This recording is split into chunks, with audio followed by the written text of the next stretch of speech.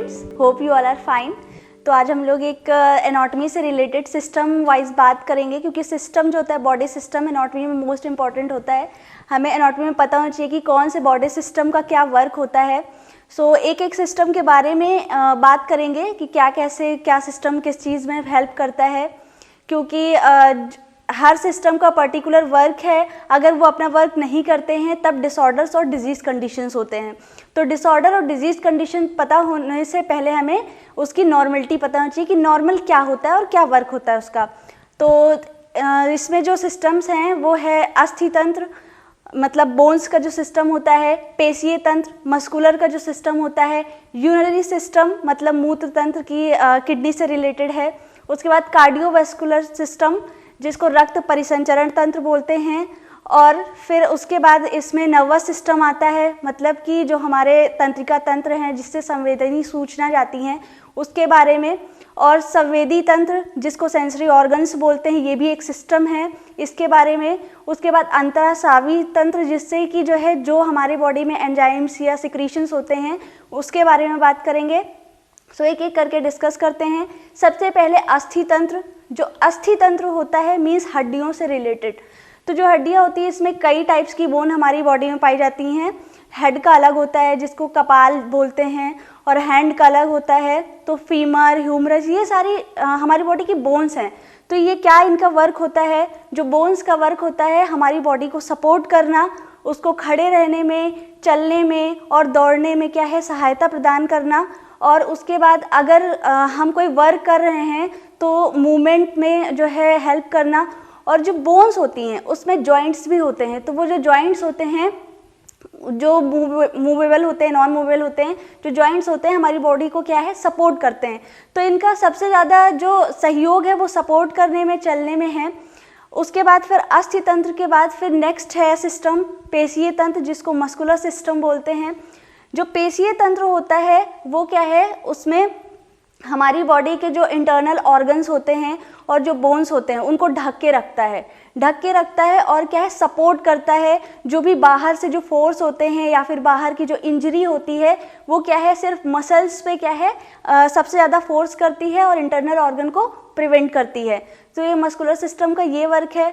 और जो ऑर्गन्स होते हैं या फिर जो पूरी बॉडी है उसको सपोर्ट करती है, उसको शेप देती है, और जो अलग से जो बाहर से जो प्रभाव होते हैं, जैसे कि कोई चोट लग गया या कोई इंसिडेंट हो गया तो उसको उसके प्रिवेंशन में हेल्प करता है जो मस्कुलर सिस्टम होता है।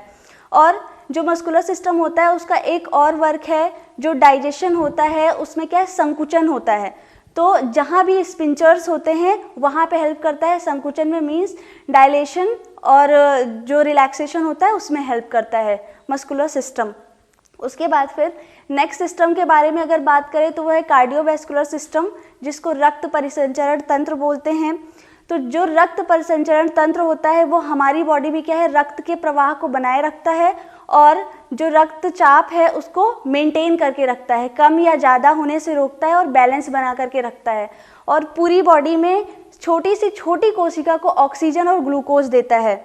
और जो रक्त परिसंचरण तंत्र है वो हमारे ब्रेन को भी ऑक्सीजन और ग्लूकोज देता है, जिसकी वजह से हमारा ब्रेन प्रॉपर तरीके से वर्क करता है। उसके बाद फिर नेक्स्ट सिस्टम है संवेदी सूचनाएं।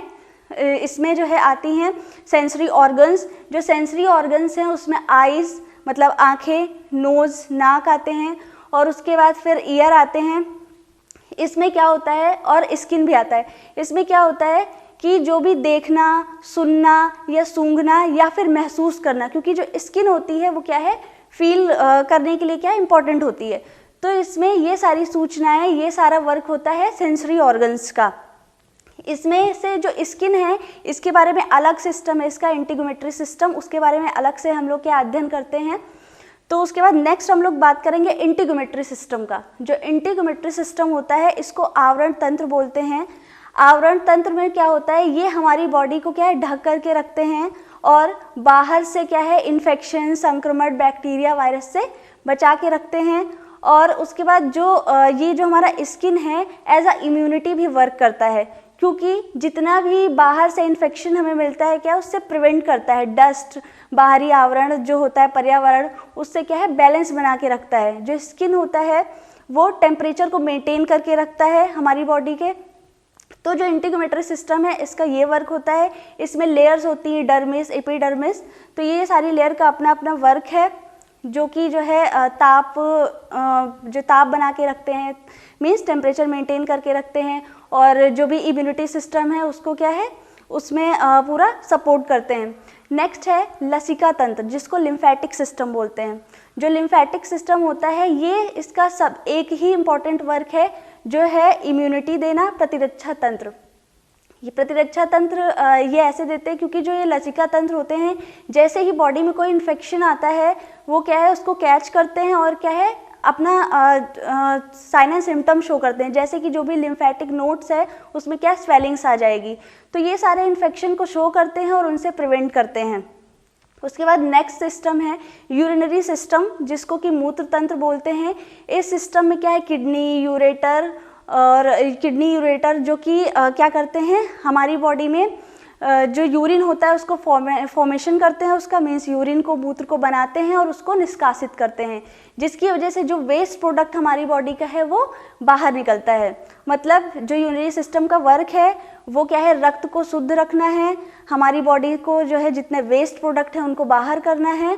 और इसका एक और यूरिनरी सिस्टम है, इसका एक और मेन वर्क होता है विटामिन डी का संश्लेषण करने में ये सपोर्ट करते हैं, मीन्स हेल्प करते हैं विटामिन डी के सिंथेसिस में। सो ये यूरिनरी सिस्टम का वर्क है।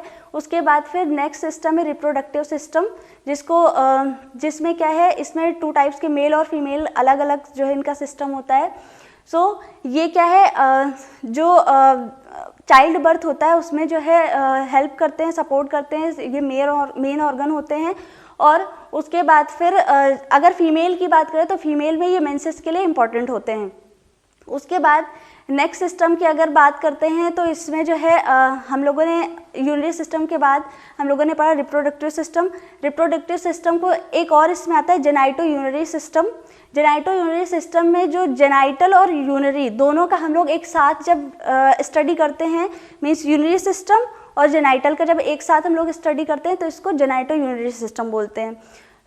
आज हम लोगों ने कुछ सिस्टम के बारे में हम लोगों ने पता किया कि क्या क्या वर्क होते हैं इनके हमारी बॉडी में। कुछ सिस्टम के बारे में हमने वर्क के बारे में जाना, और इसमें कि हम लोगों ने जाना अस्थि तंत्र क्या होता है, पेशीय तंत्र क्या होता है, लसिका तंत्र क्या होता है। उसके बाद इंटीग्यूमेट्री सिस्टम के बारे में हम लोगों ने पढ़ा।